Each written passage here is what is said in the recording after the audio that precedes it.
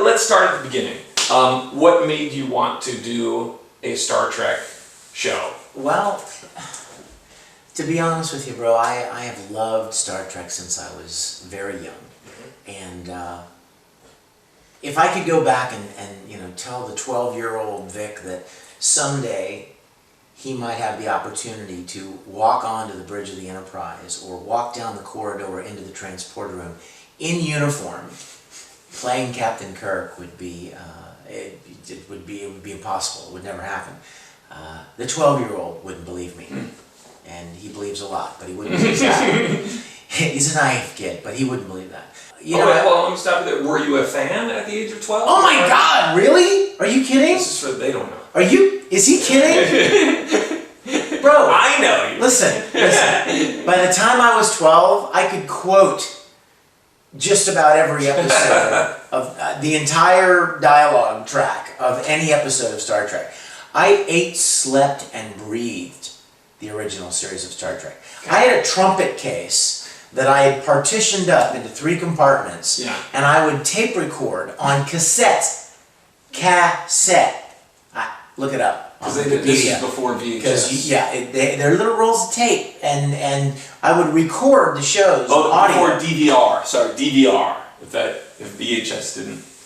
Okay, go ahead. Before any of that. Before video. Oh my God. This is before videotapes. You mean when you had They to watch did not TV? have any video recordings. I would take a cassette recorder, an audio cassette recorder, Shut up. and I would put it by the television speaker, and every day I would record the episode at 5 o'clock on a cassette. Okay. And then I partitioned them up into the 3 seasons, right? Season 1, 2, and 3. Yeah.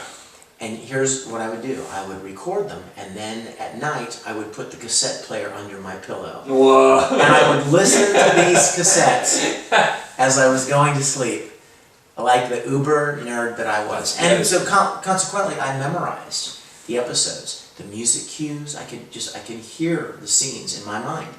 So, fast forward many, many years, we won't say how many, and I met some people that were making Star Trek fan productions. My degree is in film.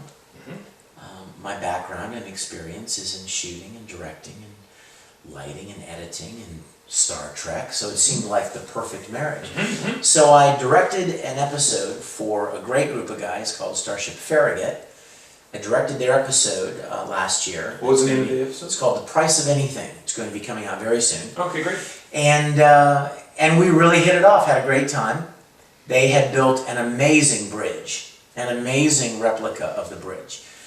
And we decided after that shoot that we were going to partner up, get a larger facility, have their bridge as the crown jewel, but then build out all of the rest of the sets. Something that has never been done by anybody. Cool. There are some other fan productions that have bits and pieces, but nothing like this. So you're nothing like a reproduce 9,000 square foot building with the big bending corridor and the transporter room, briefing room, sick bay, captain's quarters, all right where they were located in the original series. Amazing.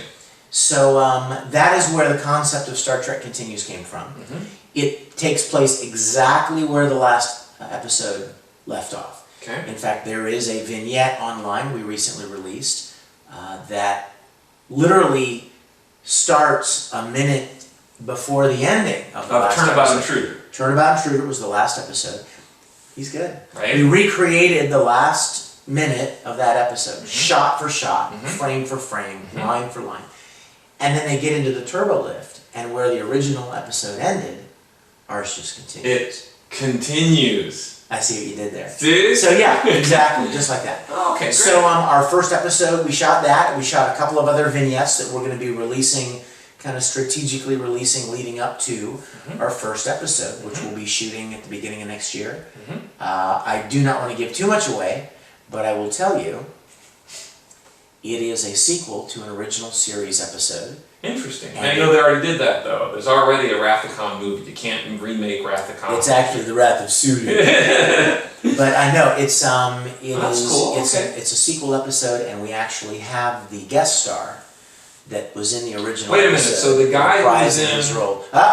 Don't So, say no, so the guy, so it's like how Ricardo Montalban, who was in Spacey, Right. reprised his role in Wrath of Khan. Very much like that. So you have an episode from the original series that starred someone who's still alive, Yes. and they're going to be playing that character in your episode. That's amazing. You've got it. That's amazing. You've got it.